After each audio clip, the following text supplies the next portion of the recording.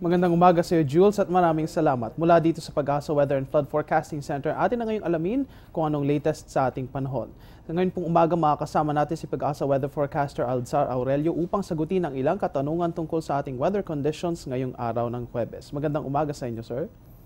Magandang umaga si Earth. Ganun din po sa lahat ng nanonood. Aurelio, tayo nga ay simulan natin itong ating panayam sa pamamagitan ng pag-alam natin kung asan na nga ba si Bagyong Glenda at ano ang naging paggalaw niya nitong mga nakarang oras. Opo, sa mga kasalukuyan, itong si Bagyong Glenda ay nasa West Philippine Sea na po siya, dito mo banda, at ang layo po niya ay 380 kilometers sa west-southwest ng Dagupan City. At magandang balita ay unti-unting lumalayo sa ating bansa itong si Bagyong Glenda. At anumang oras mula ngayon ay lalabas ito sa ating Philippine Area of Responsibility. Kasalukuyan, ang lakas pong hangin po niya ay umaabot sa 130 km per hour, samantalang ang gustiness ay umaabot sa 150 km per hour. At ang walang po nakataas na public storm warning signal sa 5 bahagi ng ating bansa. Mga kaibigan, yan nga nananatiling malakas itong Bagyong Glenda. Ngunit good news naman dahil nananatili rin ito sa paggalaw nito patungo sa kanluran palabas ng ating bansa. At bagamat wala namang itinaas na storm warning signals dito sa ating bansa, ay syempre kailangan pa rin na maging handa tayo kung mayroon man tayong maranasan ng pag-ulan o pagkidlat, pagkulog ngayong araw. Inaasahan na ngayon ding araw na ito sa mga susunod na oras ay maaring lumabas na ang Bagyong Glenda mula dito sa ating Philippine Area of Responsibility. Tayo ay magbalik tanaw, Ginoong Aurelio, kahapon nga ay ilang mga lugar itong natamaan itong bagyong ito. Saan po ba naglandfall itong si Bagyong Glenda kahapon? Opo, at meron tayong 5 landfall itong si Bagyong Glenda. Ang una pong naglandfall ito sa bandang Rapu-Rapu Island. Ito po ay July 15 noong 5 p.m. ating namataan gamit ng ating Doppler radar at mga observation sa ating synoptic station. Pangalawa po dito sa Albay, Bakaykay, July 15 po yan noong 6 o'clock ng gabi. Sumunod itong Buena Vista, Quezon, same day, noong gabi po yan, 11:30. Sumunod po pang-apat, Lucena City, Quezon, July 16, madaling araw po yan. Ang panghuli, ito sa Bataan, sa bandang Orion, noong July 16, 9 o'clock ng umaga. Mga kaibigan, ang paglandfall nga ng isang bagyo ay kapag ang isang weather disturbance ay tumama sa lupa mula sa isang body of water. At kahapon nga ay 5 mga lugar itong natamaan itong bagyong ito. At marami niyan ay nagmula dito sa may silangang bahagi ng Luzon kung saan unang-una na tumama itong Bagyong Glenda at nagpaulan. Ito nga ay nagpatuloy sa pagkilos ito patungo sa kanluran at kahapon din ay lumabas mula sa ating landmass via Zambales at Bataan. Ginoong Aurelio, atin rin pong silipin kung ano nga ba itong naging lagay ni Glenda kahapon. Napansin natin na kahapon, bagamat ito'y dumaan dito sa ating landmass at medyo matagal ang kanyang itinagal dito sa may Luzon, ay hindi pa rin ito humina at nanatili sa kanyang level na pagiging isang typhoon. Ano po ba ang dahilan kung bakit nanatiling malakas ang weather disturbance na ito? Yung matandaan, dumaan muna ito sa bandang Bicol region. At dito sa may bandang una-una po, yung maalala, sa Rapu-Rapu. Kahit na tumama itong sentro o mata ng bagyo sa may Bicol region, lalo po sa Rapu-Rapu, ay nakakaipon pa rin siya ng water vapor. Ito yung nanggagaling mismo sa hanging habagat o yung habagat mismo nagdadala ng water vapor. At siya yung nagfi-feed mismo kay Glenda habang ito si Glenda ay nasa kalupaan.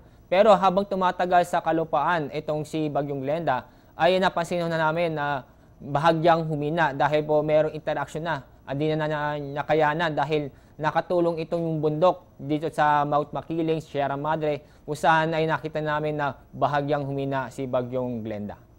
Mga kaibigan, na yan nga, bagamat ngayon ay malakas pa rin si Bagyong Glenda dito sa labas na ng ating landmass. Kahapon naman, nung pumasok ito ng ating kalupaan, ay bahagya itong humina dahil dumaan nga ito sa may mga kabundukan dito sa may silangang bahagi ng bansa. Habang sa pagdaan nito dito sa Maynila, ito ay bahagyang humina at bahagyang bumagal. Pagkalabas naman ng landmass ay nanatili ito at nag-pick up muli sa kanyang lakas. At tinatayang maaari pa itong lumakas dahil nga ito ay nasa karagatan na ngayon. At ang dahilan kung bakit hindi ito masyadong humina kahapon ay dahil nga humihigop ito ng lakas mula sa hanging habagat na ngayon ay umiiral sa ating bansa. Ginoong Aurelio, maiba naman tayo. Kahapon, inilabas nga ng Pag-asa ang isang anunsyo na may isang namuong low pressure area sa may silangang bahagi ng Philippine Area of Responsibility. Ano po ba ang latest information natin tungkol dito sa low pressure area na ito? Opo, kahapon ating namataan isang panibagong low pressure area at ito'y nasa labas pa rin ng ating Philippine Area of Responsibility. At ito po yun, ito'y nasa east ng 940 kilometers east ng Northern Mindanao. At ang pagpasok nito ay hindi pa rin tayong maapektuhan ng low pressure area. At kasalukuyan, ito'y ating babantayan at posibleng maging bagyo. Kaibigan, ito ang low pressure area na ating binabantayan ngayong araw na ito ay may posibilidad na pumasok sa ating Philippine Area of Responsibility within 24 hours. Bagamat hindi pa natin alam kung ano mismo ang tatahakin nitong landas at kung magiging isang mas malakas ba itong bagyo, ay babantayan nga ng Pag-asa ang developments nito at magbibigay sila ng anunsyo within 24 hours rin o kaya ay kinabukasan o within the next few hours kung ano nga ba ang inaasahan nating weather conditions kaakibat nitong weather disturbance na maaaring pumasok sa ating bansa. Aurelio, atin pong silipin na rin kung ano na rin ang lagay ng panahon ngayong araw ng Huwebes. Opo, una-una itong si Bagyong Glenda hindi na po nakaka-apekto sa alimang bahagi ng ating bansa. Pero meron tayong habagat kung saan naapektuhan niya itong malaking bahagi ng Luzon at Western Visayas. Kaya asahan pa rin natin ang Metro Manila, Central Luzon, Calabarzon at probinsya, kasama na rin mga probinsya ng Mindoro, Palawan, La Union, Benguet, at Pangasinan. Itong mga lugar nito ay makakasa po ng maulap at may mga pamisa-misang pag-ulan.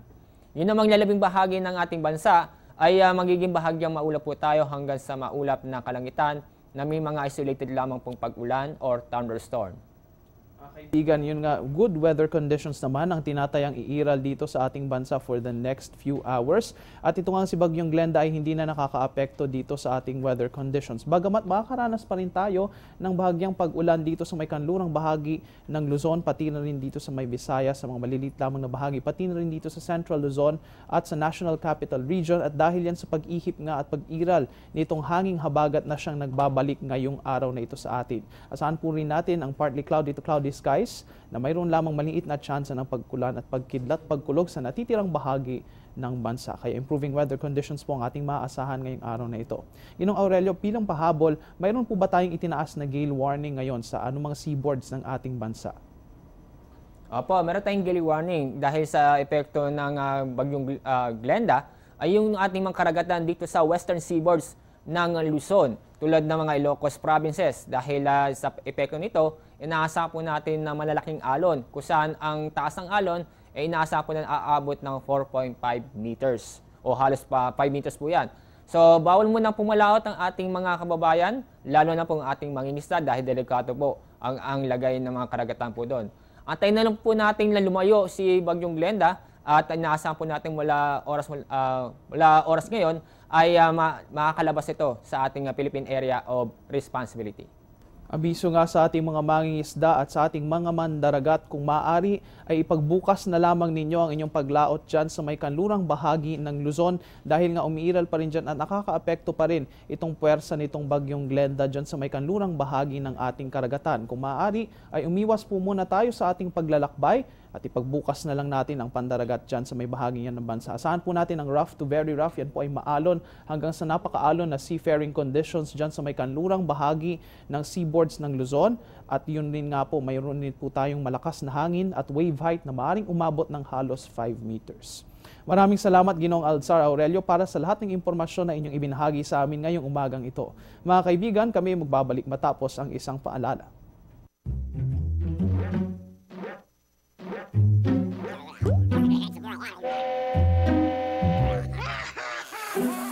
Worried kung nasaan ang package mo?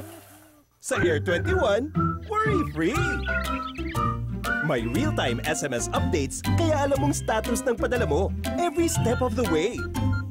Why worry? Pwede namang worry-free. Sa Air 21, sagot ko, padala mo!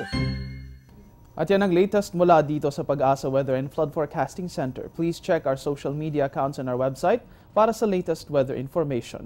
Mula dito sa Panahon TV kung saan walang pinipiling panahon ang pagbibigay impormasyon, ako ang inyong weather guide, Earl Figuracion. Magandang umaga sa inyong lahat. Balik sa inyo sa studio.